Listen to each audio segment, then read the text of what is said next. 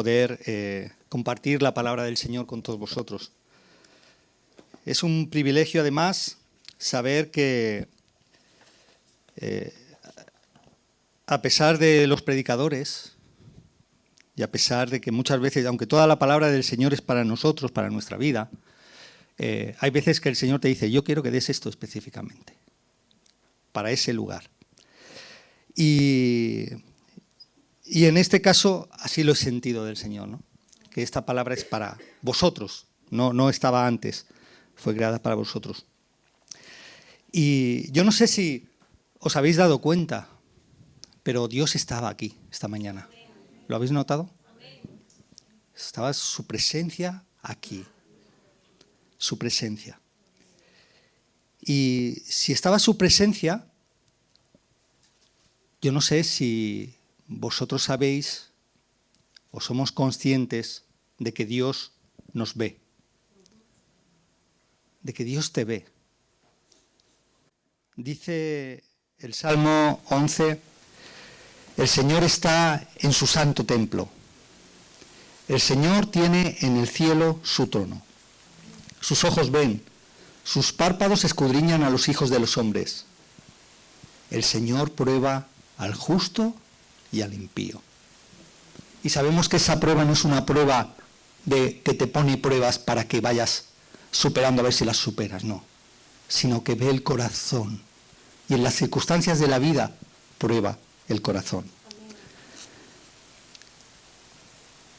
Y sí, Dios nos ve. Y Dios es sensible. Tenemos el gran privilegio, y nunca mejor dicho, privilegio, de que nuestro Dios es un Dios real que nos ve. Y tenemos el privilegio de ir a Él, de hablar con Él, de relacionarnos con Él. Y da igual el momento o la situación en la que nos encontremos. Da igual. Da igual que estés contento, que estés triste. Da igual. Dios siempre te ve, siempre es cercano, siempre es sensible a ti. Y Él siempre nos ve con sus ojos de amor y quiere ayudarnos y sacarnos, si estamos en una situación complicada, del problema. Y vamos a abrir nuestras Biblias en Génesis capítulo 16. Porque aquí vamos a encontrar a una mujer que por primera vez en su vida fue consciente de que Dios la veía. Génesis capítulo 16.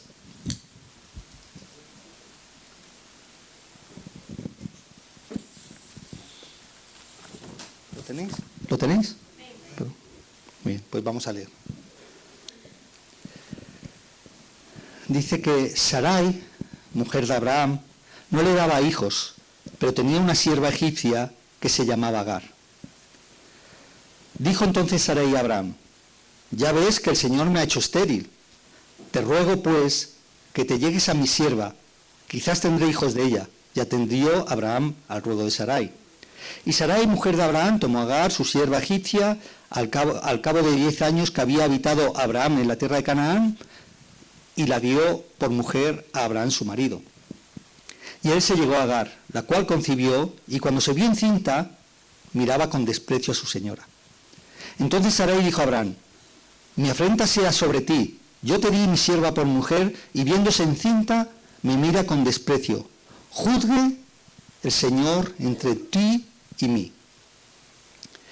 Y respondió Abraham a Sarai, he aquí, tu sierva está en tu mano, haz con ella lo que bien te parezca. Y como Sarai la afligía, ella huyó de su presencia. Y la halló el ángel de Jehová. Aquí, el ángel de Jehová es Dios mismo.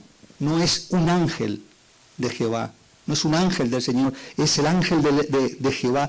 Y sabemos, por toda la evidencia bíblica, por lo que él dice aquí y por todo lo que habla en el Antiguo Testamento del ángel de Jehová, que es el Señor mismo. Y dice que la halló el ángel de Jehová junto a una fuente de agua en el desierto, junto a la fuente que está en el camino de Sur. Y le dijo Agar, Agar, sierva de Sarai, ¿de dónde vienes tú y a dónde vas? Y ella respondió, huyo de delante de Sarai mi señora. Y le dijo el ángel de Jehová, vuélvete a tu señora y ponte sumisa bajo su mano. Le dijo también el ángel de Jehová, multiplicaré tanto tu descendencia que no podrá ser contada a causa de la multitud. Además, le dijo el ángel de Jehová, he aquí que has concebido y darás a luz un hijo y llamarás su nombre Ismael, porque Jehová ha oído tu aflicción. Y él será hombre fiero, su mano será contra todos y la mano de todos contra él, y delante de todos sus hermanos habitará. Dice que entonces llamó el nombre de Jehová, que con ella hablaba, tú eres Dios que me ve. Porque dijo, ¿no he visto también aquí al que me ve? Por lo cual llamó al pozo, pozo del viviente que me ve. Y aquí está entre Cades y Beret, y Agar dio a luz un hijo a Abraham, y llamó Abraham el nombre del hijo que le dio a Agar, Ismael. Hasta aquí la palabra del Señor.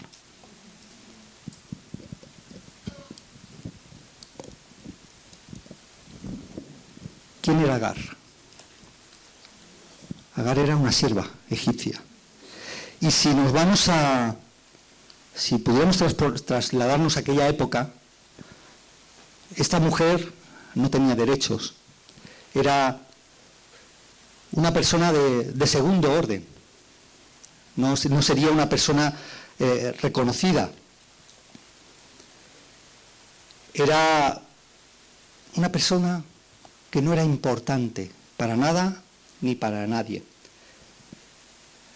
Pero había una cosa muy importante, y es que estaba en un entorno en el que Dios estaba proyectando bendición para la humanidad. Era ese entorno en el que Dios estaba hablando a Abraham, diciéndole que iba a tener un hijo, y un poco más adelante le dice que de su descendencia sería tan grande que no la podría multiplicar, que no se podría contar, y era una bendición de la que venía salvación para el mundo a través de las generaciones.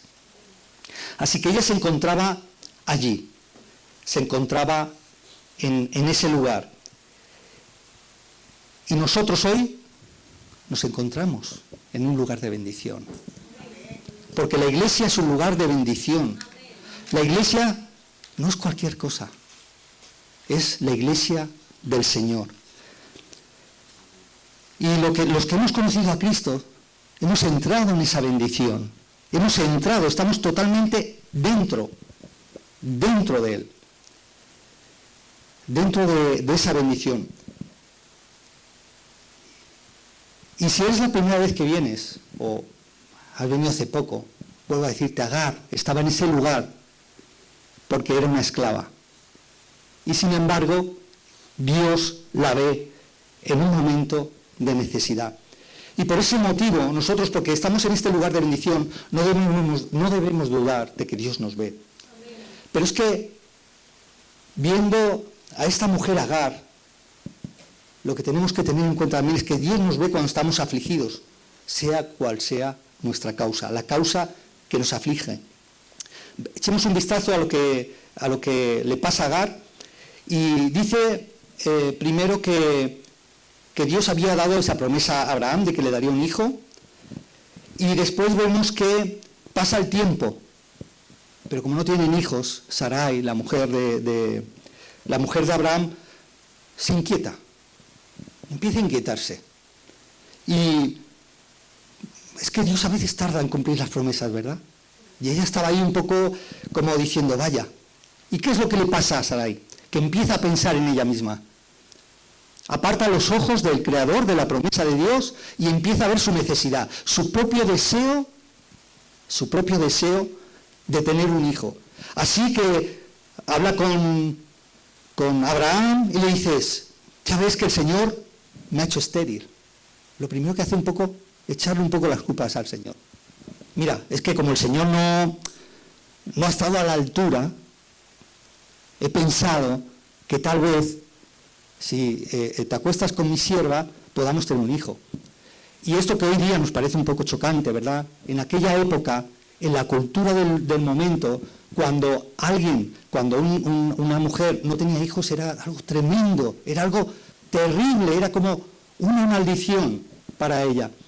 Y a veces estaba permitido por ley que una sierva tenía un hijo de una sierva y lo adoptaba como propio.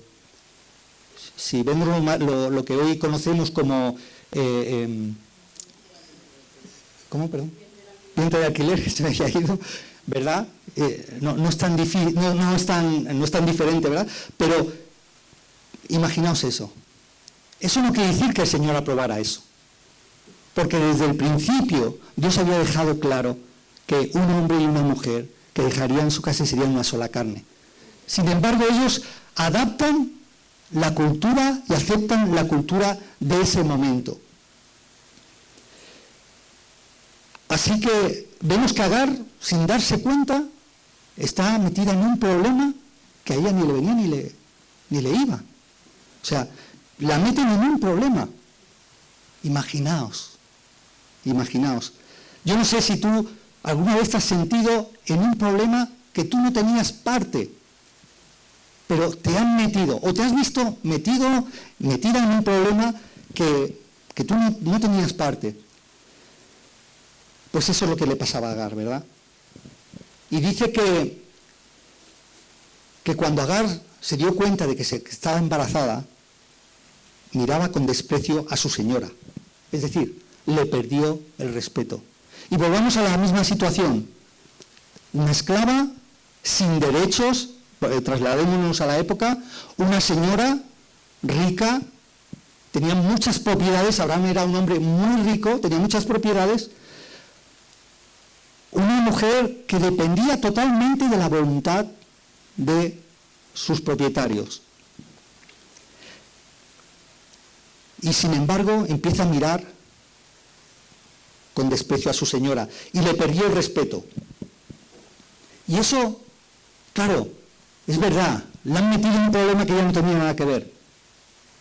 Pero ella, en vez de tomar una decisión sabia, empieza a denotar cierta soberbia. Mira, tú que eres la señora y yo que soy la esclava, fíjate, yo sí que tengo un hijo, tú no lo tienes, ¿no? Pensaría ella. Y vemos que seguramente incluso tenía resentimiento, ira con su señora. Así que Agar cometió un error muy grave. Fue realmente un error muy grave. Así que la habían metido en un problema, pero ya el problema no era solo que la habían metido, sino que ella misma la había engrandecido. ¿Y cuáles fueron las consecuencias? Pues dice que Sarai la afligía, que ella huyó. Imaginaos, la aflicción, alguien que te está machacando, alguien que te está menospreciando, alguien que te está maltratando. ¿Sabes? En nuestra vida muchas veces ese maltrato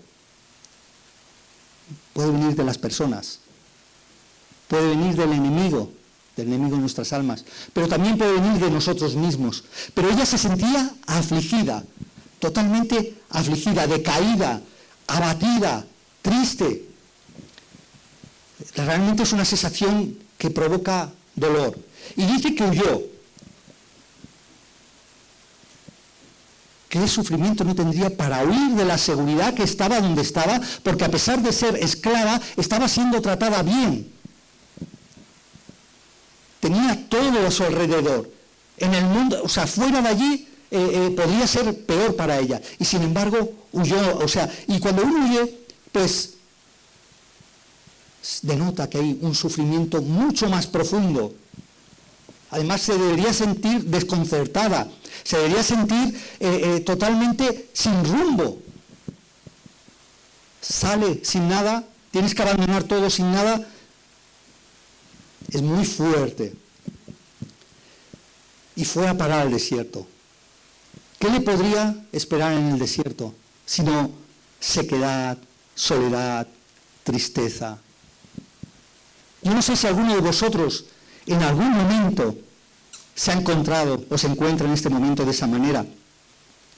¿Cuántas veces nosotros en momentos de aflicción nos sentimos como esta mujer, como Agar, abatidos, tristes, huyendo hacia ninguna parte, a pesar de ser cristianos, y a veces incluso culpándonos a nosotros mismos, porque somos cristianos y nos sentimos así? Y pasa el tiempo,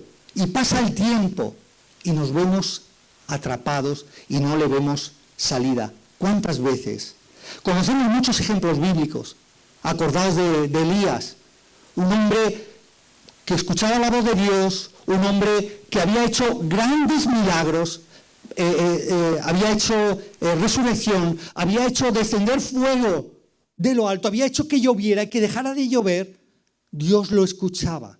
Él escuchaba la voz de Dios. Increíble. Pero en un momento en que se siente amenazado de muerte, porque habían matado a todos los profetas. Claro, él decía, soy el único que queda. Jezabel, la reina del lugar, dice, no, a este también me lo cargo yo. Este lo mato. No era para dudar. Evidentemente, él debía sentirse totalmente duro, atrapado, sufriendo. Y salió huyendo, dice la palabra, y se tumbó debajo de un enebro, se durmió, cogió una depresión.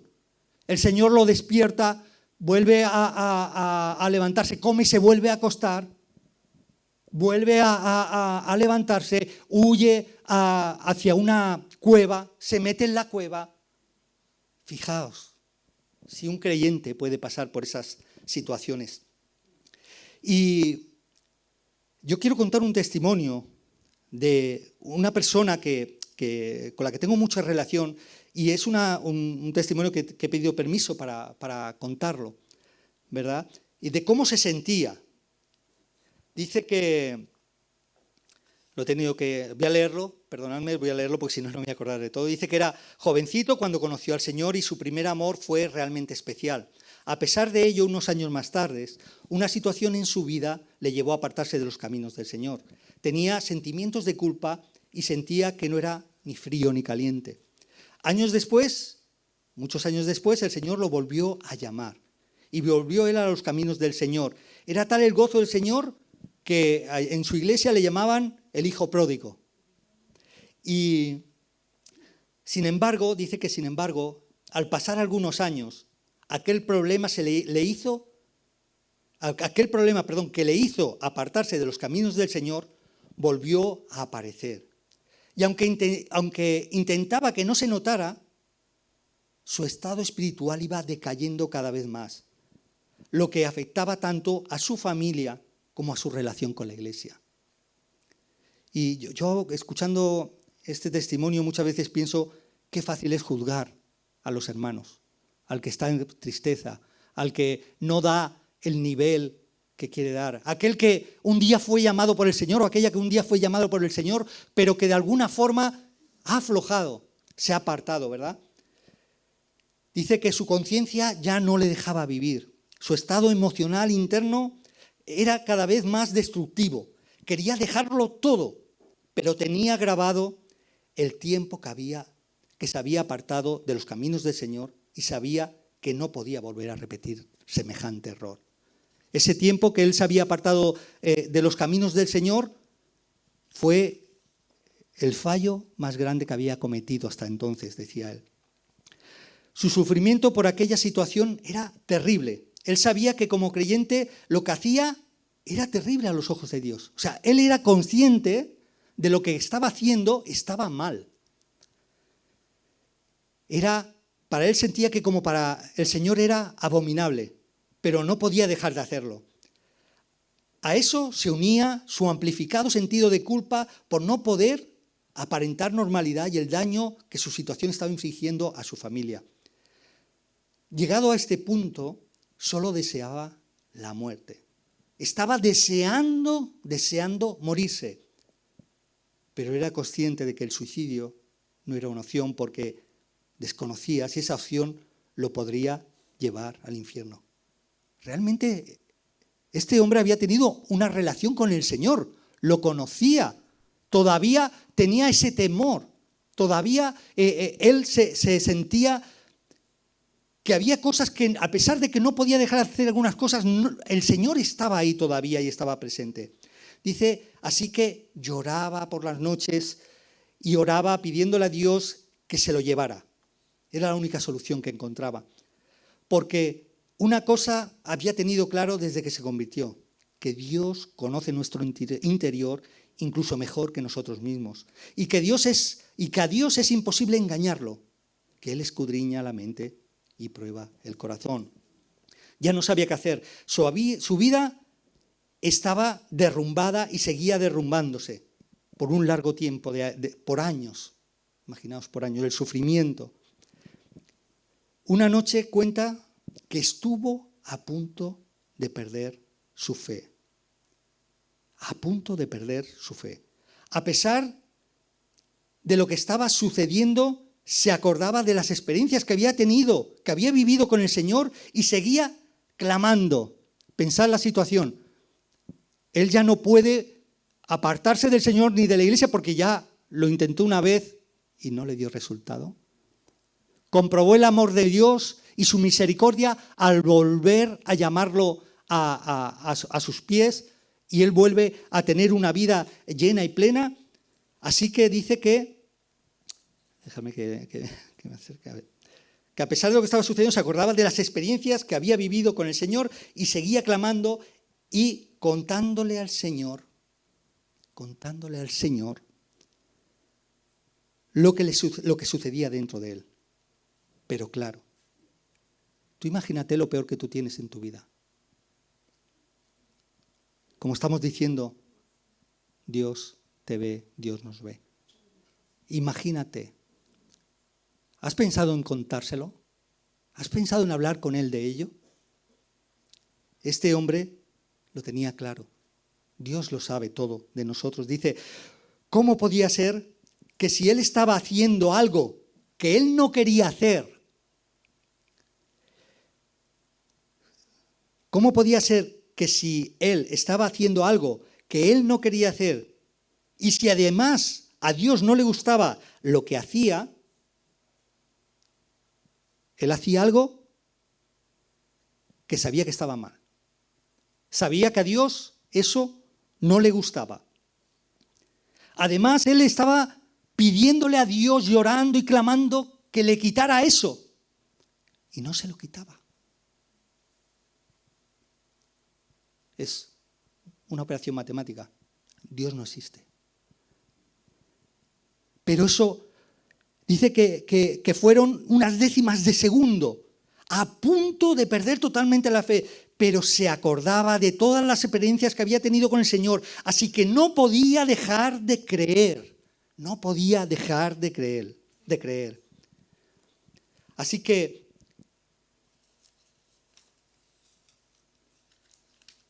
Dios, aunque estemos en esa situación, como le pasaba a Agar cuando estaba afligida, sale a nuestro encuentro. Vuelvo a decir, la esclava no era nadie para la sociedad. Ella misma tenía que tener una baja autoestima, pienso yo, porque era alguien que siempre era para servir, sin ningún valor, sin nada especial. Pero el Señor va a su encuentro. El Señor va a su encuentro. Porque el Señor nunca, jamás nos abandona. Jamás abandona a su iglesia, jamás abandona a su pueblo, jamás abandona a aquel que Él ha comprado con su sangre preciosa. Jamás. Porque el precio pagado ha sido tan alto, que jamás te va a dejar. Porque aunque tú seas infiel, Él siempre es fiel. Siempre es siempre. Dios la encuentra en el desierto. ¿Y qué hace con ella? ¿Qué hace con ella? La confronta. No le dice, ven conmigo. Vamos, venga, que no pasa nada. No. El Señor le confronta. Le dice, Agar, de dónde vienes y a dónde vas. Yo me pregunto, ¿no sabrá el Señor de dónde venía y a dónde va? ¿Verdad que sí? ¿No sabe el Señor de dónde vienes, dónde está tu problema, dónde está tu situación y a dónde vas? ¿Cuál es el tema? Que quien no lo sabía era ella. Lo único que dice es: huyo de la presencia de mi señora. No le habla del problema, solo huyo de la presencia de mi señora. Qué importante es cuando el Señor viene a nuestro encuentro, las preguntas que te hace. Qué importante es ese tiempo. Nosotros nos desesperamos. No sabemos cuánto tiempo estuvo desde que se huyó hasta que el Señor la encontró.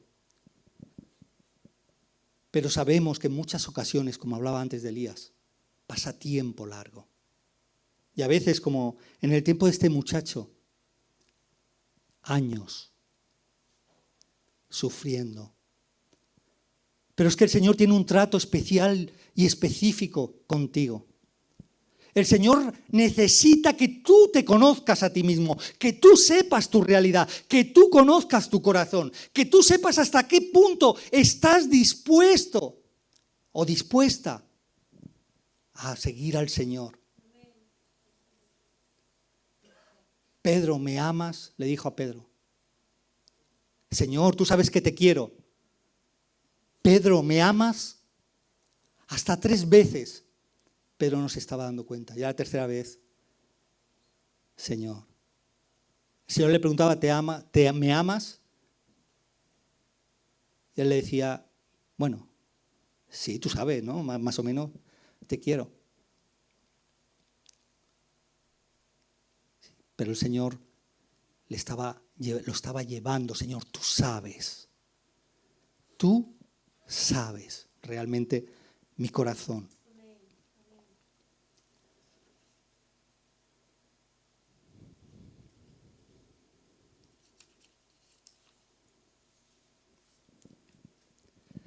El Señor no nos culpa. Cuando fue a buscar a Agar, no la culpó. No le dijo, es que has hecho esto. No le dijo, mira, es que está mal lo que has hecho. Es que no debes hacerlo. No. Le preguntó que se tenía que dar cuenta es ella y lo que le dice, lo que tiene que hacer. Vuelve al lugar de donde saliste. Y quiero preguntarte, si tú estás en una situación de tristeza, de sufrimiento, si tal vez la causa es un pecado, si tal vez es baja autoestima, ¿quién sabe? ¿Dónde se inició todo eso? ¿Dónde está el momento en el que empezamos a decaer y a bajar hasta la caída total? El Señor sabe que somos polvo. Él lo sabe. Nos tuvo que redimir. Tuvo que mover lo inamovible, o sea, más allá de lo sísmico, más allá de los universos. Hubiera sido mucho más fácil, mucho más sencillo dejar y destruir todo lo que había creado.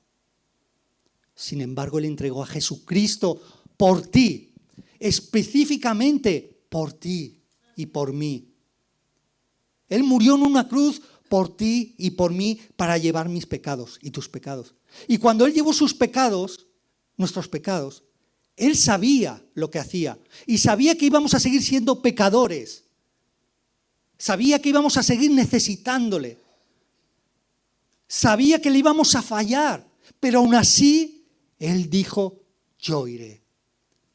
Y murió en la cruz y llevó tu pecado y tu maldad. Los de primero cuando aceptaste al Señor y los de hoy. Y si tú no has entregado tu vida a Cristo y hoy necesitas decirle, Señor, perdóname, que sepas que Él te perdona, sea cual sea el pecado. Sea cual sea el pecado que tú hayas cometido. Y sea cual sea el lugar de tu tristeza. Hay algo que le dice a Agar. Y es que después de decirle, mira, piensa de dónde vienes y dónde vas, debes de volver al lugar de donde no debías de haber salido, le da una promesa. Y le dice en los versículos 10 y 11, le dijo también el ángel de Jehová, multiplicaré tanto tu descendencia que no podrá ser contada a causa de la multitud. Además le dijo, he aquí que has concebido y darás a luz un hijo y llamarás su nombre Ismael, porque el Señor ha oído tu aflicción. Ismael es Dios oye. Ese es su nombre. Agar no solo había visto a Dios, no solamente había tenido ese encuentro, no solamente se había dado cuenta de que es Dios quien la ve a ella y que la ve tal y como es, que había tenido en su gracia, había ido a buscarla y la había encontrado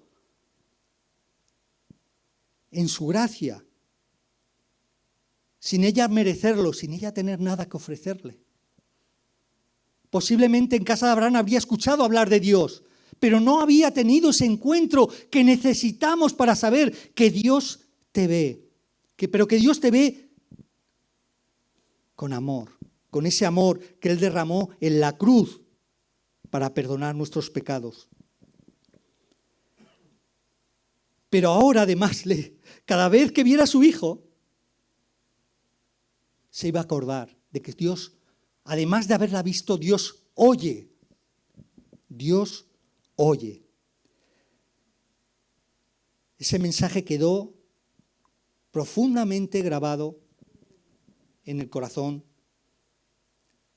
de Agar. Y ella continuamente, conforme viera a su hijo crecer, se acordaría de aquel momento y de que Dios la oye cuando ella clama.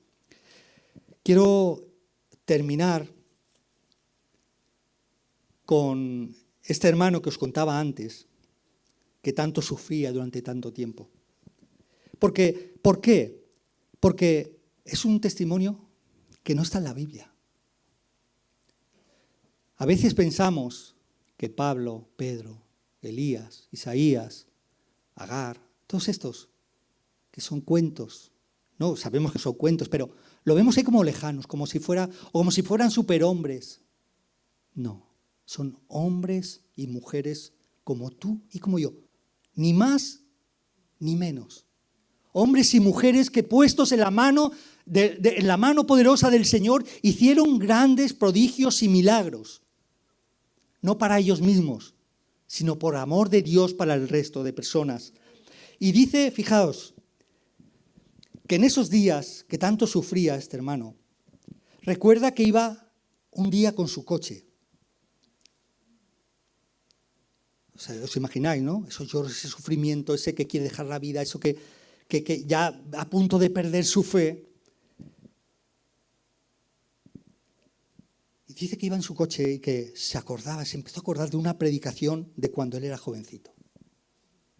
Wow, qué importante tiene venir a escuchar la palabra del Señor. Qué importante. Porque no sé, en 20 años o en los años que fuera, no se había acordado de aquello. Y en ese momento empieza a acordarse de una predicación de cuando era jovencito. Y dice que el predicador estaba explicando, un hermano de su iglesia, estaba explicando cómo el pastor de una iglesia de Estados Unidos, tras morir una de sus hijas y otra serie de acontecimientos, empezó a dudar de todo. Era un pastor de una iglesia, de una mega iglesia que llamaríamos nosotros. Llegando incluso a dejar el pastorado y perder su fe. Pero que con el paso de los años, su vida, apartado de Dios, había ido de un lado para otro. Está resumiendo aquí lo que él había escuchado en la predicación. Esto es lo que él se acordaba de esa predicación, ¿verdad? Dice, y según avanzaba ese pastor, encontraba situaciones que le hacían razonar sobre Dios. Hasta que un día empezó a encontrarse con Dios y que conocía a Dios. Y eso, de ese pastor le estaba dando vueltas esa predicación, ese mensaje. Y dice que él pensaba en ese momento, siempre he estado convencido de haber conocido a Dios, de haber nacido de nuevo. Pero ya llega un momento que esta situación dudaba, ¿no? Dice, y pensaba, si supiera quién es aquel pastor, iría a Estados Unidos y lo buscaría para preguntarle cómo llegó a ese momento de encontrarse con Dios. Esa idea se repetía continuamente en su cabeza. Y dice que era finales de junio o mediados de julio, que no recuerda bien. O sea, estaba dispuesto a buscar a un pastor, sin saber quién era, sin saber dónde, ni de qué manera, pero estaba dispuesto. Y hemos dicho que es de junio, julio. Dice que en agosto hizo un viaje con su familia a otra ciudad para visitar a unos hermanos y demás. Dice que estando en esa ciudad visitaron a un matrimonio amigo durante la merienda, por circunstancias, se quedaron él y la hermana del otro matrimonio. Dice que en esa conversación empezaron a discutir sobre temas controvertidos de la Biblia. ¿Cómo? ¿Me estás diciendo que hay que casarse? Pero la ceremonia del matrimonio, ¿dónde está en la Biblia? ¿Cómo que no? Decía ella. Lo importante es la unión y que eso se rompa, decía él. Él sabía de sobra la importancia del matrimonio y que eso es así. Dice, pero como en otros tantos temas, le gustaba razonar y profundizar y hacer pensar a otra persona. Dice que llegó un momento en que llegaron a un encuentro bíblico. Y tras un breve silencio, ella lo miró a los ojos y le dijo, tú eres el buscador de sabiduría. ¿Qué dices? Dice, espera un momento. Entró en la casa y sacó un libro que se llamaba, titulado El buscador de sabiduría. Lo conocéis, ¿verdad? Se lo dio y le dijo, no lo leas hasta que llegues a tu casa. Yo no sé si veis el plano. Un creyente que sufre por una cosa que está mal, que a Dios no le gusta, que está a punto de perder su fe, un sufrimiento profundo, nadie sabe nada más que él, y ahora de golpe va a otra ciudad y unos hermanos que no saben nada, que no saben absolutamente nada, tiene una conversación y le da un libro. Así que dice que pasaron esos días en la ciudad y dice que al día siguiente, cuando llegó a su casa, se puso a leer el libro. Dice que tal y como leía el libro, su interior se quebrantaba y no podía dejar de llorar. Cuando más leía, más lloraba. Dice cómo Dios había estado presente en todo su sufrimiento, en todo el tiempo que había pecado contra Dios, cuando tenía sus luchas, cuando lloraba por ese sufrimiento, pidiéndole a Dios que se lo llevara, cuando estuvo a punto de perder su fe y hasta en ese mismo momento Dios estaba presente. Dios lo había estado viendo. Dice, el libro contaba la historia de aquel predicador de Estados Unidos que había perdido su fe y cómo había vuelto a encontrarse con Dios. Era una novela, pero él no lo sabía. Él se acordaba de la predicación. La providencia de Dios en nuestra vida, hermanos y hermanas. Dios no nos deja, no nos abandona. Dios ve tu sufrimiento. Dios ve aquello que tú sientes, cómo lo vives. Ve si el sufrimiento viene exterior o es interior. Da igual, Él está presente. Él siempre está presente. Solo quiero que te quedes con esto. Y es que Dios te ha visto. Dios te ve. No dejes de clamar porque Dios te escucha. Hermanos, estoy diciendo que esto es de una persona que conozco. O sea, no es una cosa rara en su providencia. No a todos nos tiene por qué el Señor tratar igual, pero confía en Él. ¿Sabéis una cosa de las que encontró en ese libro? Algo que él sabía, que Dios es tan grande y tan poderoso que ni tu pecado puede ofenderle. Y no quito importancia al pecado, porque Cristo murió, tuvo que morir por nuestro pecado. Pero ninguno de nosotros es tan poderoso ni tan importante para mover ni un ápice de lo que es Dios. Pero es que Dios en su amor te ama tanto que Él quiere cuidarte, quiere transformarte y quiere, igual que hizo con Agar, darle esa promesa de vida, una vida abundante, una vida de servicio, una vida que transforme las vidas de todos los que hay fuera, contándole lo que Dios ha podido hacer en tu vida. Cristo te ama, Cristo murió en la cruz por ti. El Señor se hizo carne, el Dios eterno, el sabio, el todopoderoso. Él entregó toda su vida por ti. Y Él no va a abandonarte, Él va a seguir buscándote. Va a traerte a sus pies. Ora, busca a Dios, clama a Él.